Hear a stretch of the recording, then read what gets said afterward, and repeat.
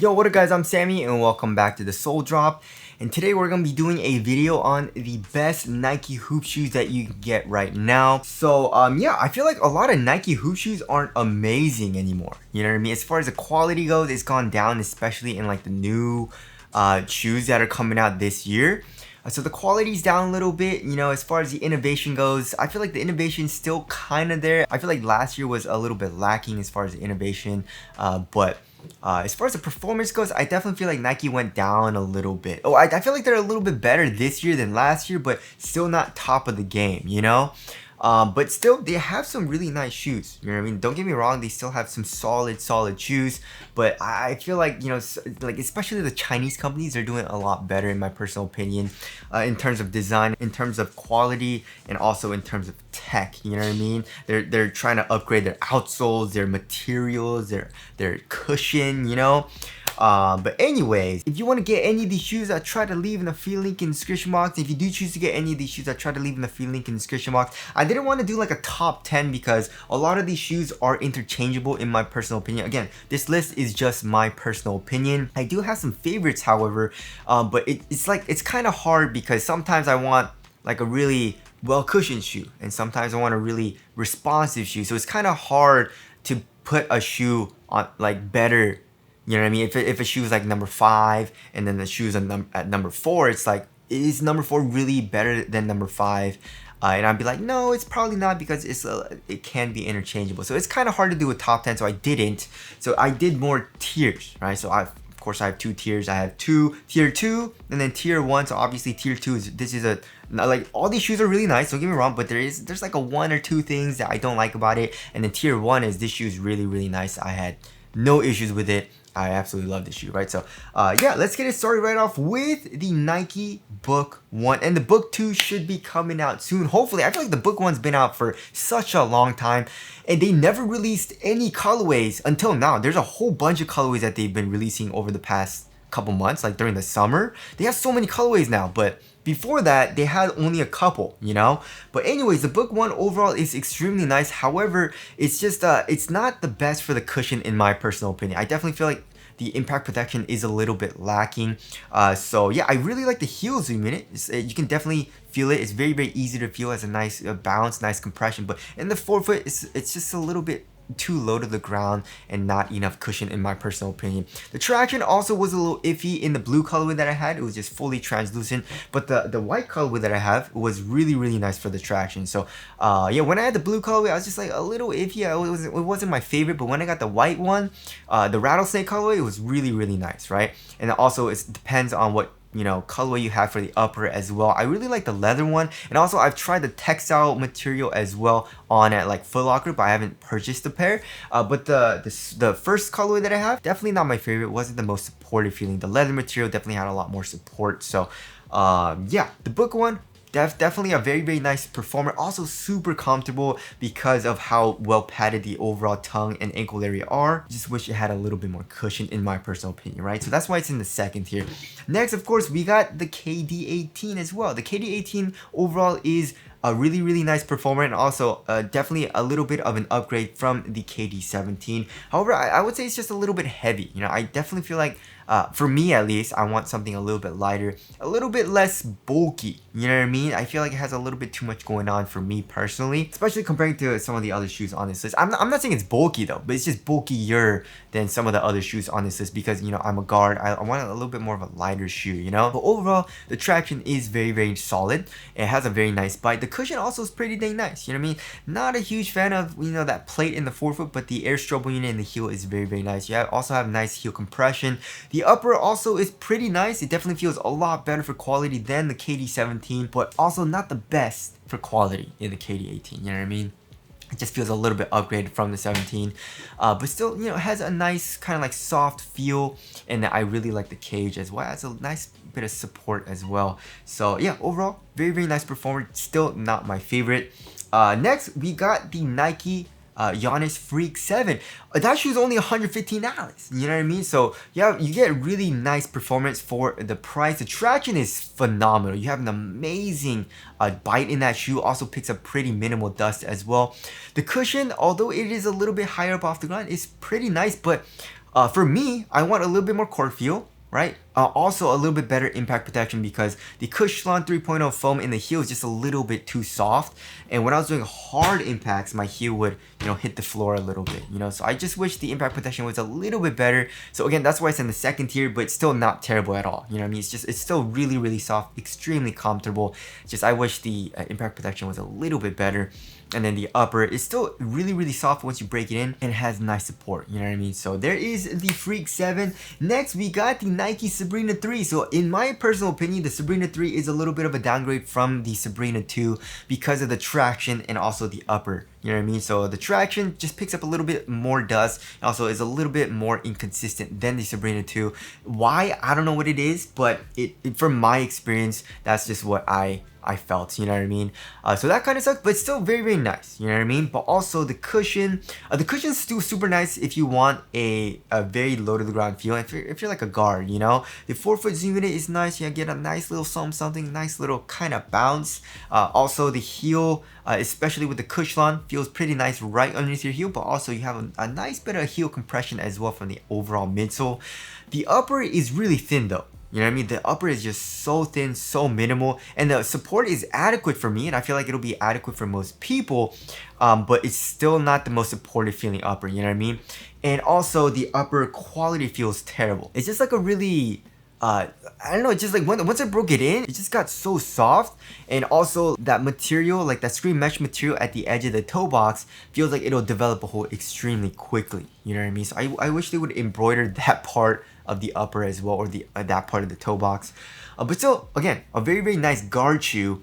But I feel like there's a couple of issues with it, very, very minor issues, especially compared to the Sabrina 2, right? So there's the Sabrina 3. Next, of course, we got the Jaw 3. Again, very, very solid performer. Also, very nice price, 125 bucks. However, there are a couple of things, right? So the Jaw 3 has a little bit more inconsistent traction, especially comparing it to the Sabrina 3, you know what I mean? So even when I was playing on a clean court, if I did a really hard stop, sometimes, only very, very occasionally, I would slip out a little bit, you know what I mean? So that still kind of sucked, you know, even on like a really clean court. But then once I got to a slightly dusty court to like a really dusty court, it would slide out a lot more often, you know what I mean? So that definitely wasn't my favorite. It wasn't terrible, but I just still felt a little unsafe, right?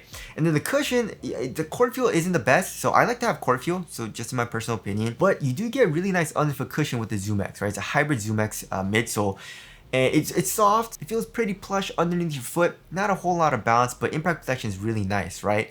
And you get nice cushion while sacrificing the core feel, of course, and it is a little bit, unstable in the heel. You know what I mean? There's just a little bit too much compression in like the back of the heel. I mean, it was never terrible. I never felt like, super unstable, and I also never felt like I was gonna roll my ankle, but it just, when I was doing like the heel dominant strides, you know what I mean? And also like if I landed a little bit too much on the lateral side of my foot, it did feel a little unstable, you know what I mean? But if I just kept in the middle, and also once I kind of like put my forefoot down, my entire foot was on the floor, then I never really felt unstable. So yeah, just again, minor things. And I wish, they would fix those things in the Jaw 3, but that's why it's in the second tier. Still a very nice performer. And next, of course, we got the Luca 4. So Luca 4, I was on the border. You know what I mean? The Luca 4 is like very, very nice. I very much enjoy playing that shoe. But it's just like the quality of the upper is just so bad. You know what I mean? It's a really thin material, and also that material does not seem like it'll be very durable, you know what I mean? Extremely lightweight shoe. The traction overall is very solid, it does pick up a little bit of dust, but the core feel is really freaking nice, you know what I mean? Like you have really good core feel, but still somehow the impact protection is really good still, you know what I mean? It's like, it's not really good compared to, like the Jaw 3 or, I don't know, like something that has really crazy cushion, but it has really good impact protection for how low to the ground you are. I never really had my foot hurt like crazy, surprisingly. You know what I mean? So, yeah, impact protection is still pretty dang good. You have nice heel compression. Underfoot feel is a little bit stiff, you know what I mean? But it's kind of soft. But the overall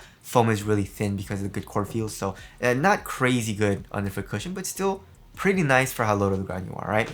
Also, the upper is just so thin as well, but the overall shoe has adequate support, so I feel like the overall performance and how it feels on foot is like pretty dang top tier, but the quality of the upper is just very, very not good. So I feel like it's yeah, I put it down a little bit, you know what I mean? But still, overall, very, very nice performer. And also, I really like the Luca 77. It's 100, it was $100 and then they raised the price by $5, so it's $105. But yeah, the Luca 77 also is a really nice overall performer, you know what I mean? Like, I really enjoyed playing that shoe, surprisingly. The traction, really, really nice, but did feel a little bit inconsistent on dust. So if you let too much dust build up, it does slide out a little dangerously, but if you keep up with your wipes, you have really nice traction, right? Also pretty durable. The cushion isn't super nice though, you know what I mean? It is a little bit higher up off the ground than the Luca 4, but I would say it has around the same impact protection, maybe a little bit better than the Luca 4. It's a shoe designed for outdoor use, so they just made the midsole a little bit thicker, which I think is that was a great decision. But yeah, also the upper, once you break it in, I mean, the quality isn't great, but it feels way more durable than the Luca 4s, you know? And once you break it in, again, it does get pretty dang soft. It's just a really well put together shoe. You know what I mean? They put it together really, really well, and the overall, like, every category does really well. You know what I mean? It doesn't excel in anything, but overall performance is really, really nice. So yeah, I really like the Luca 77. And also another shoe that I've really been enjoying as of late, like for the past couple weeks, is the Jordan 40.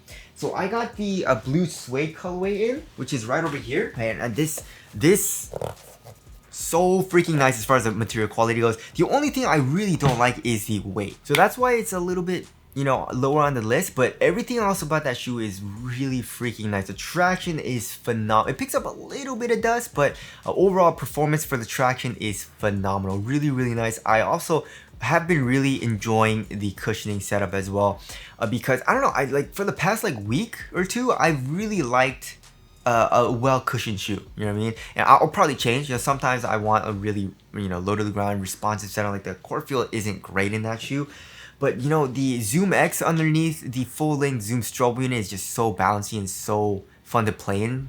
A lot of times for the past couple weeks for me, that I really enjoy that shoe, you know what I mean? So the cushion, very, very nice. Although the I would say the Jordan 40 has the worst core feel out of the entire Nike shoe lineup, but again, in terms of like cushion, you get the best cushion. You get crazy impact protection, crazy bounce and all that, The upper also is super duper comfortable. Once you break it, it gets extremely freaking soft, right? I have the other colorway here. It's just so soft now. I never have any issues with it being too stiff, it is a little bit thick, a little bit bulky feeling, but it's never uncomfortable or cumbersome and stiff. It's really, really soft. Conforms to my foot extremely well.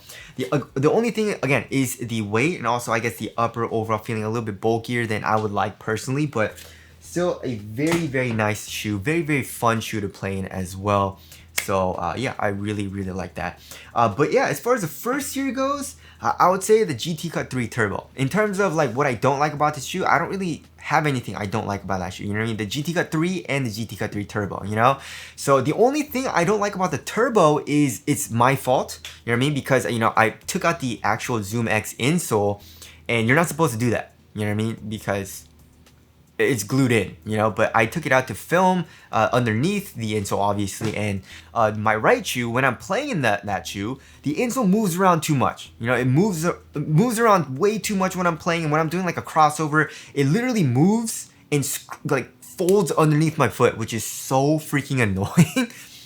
So that sucks. But in my left shoe, I didn't take out the insole. It's glued in, and I never have that issue, But that's the only thing. You know what I mean? I guess another thing is that the core feel isn't the best, but you still have pretty good core feel. The traction is very, very nice, very, very solid. The support's great, the upper is great as well. I mean, the original GT Cut 3 is kind of cheap feeling, but once you break it in, it's like thin and supportive, So yeah, I really like the GT Cut 3 and the Turbo.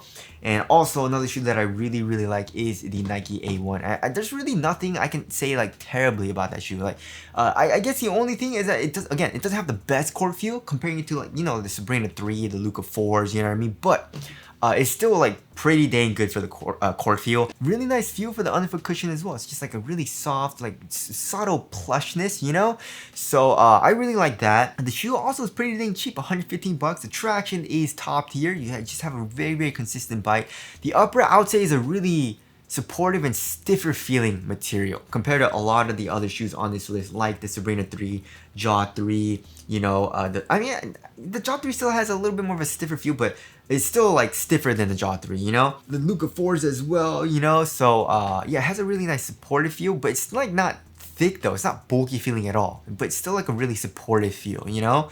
So yeah, the A1 in my personal opinion is just really, really nice. I very much enjoy playing that shoe. So yeah, that's my list for the best Nike shoes that you can get right now. And again, if you guys do want to cop any of these shoes, I'll try to leave in the link in the description box. But that's it. Thank you guys for watching, and I'll see you guys in the next one.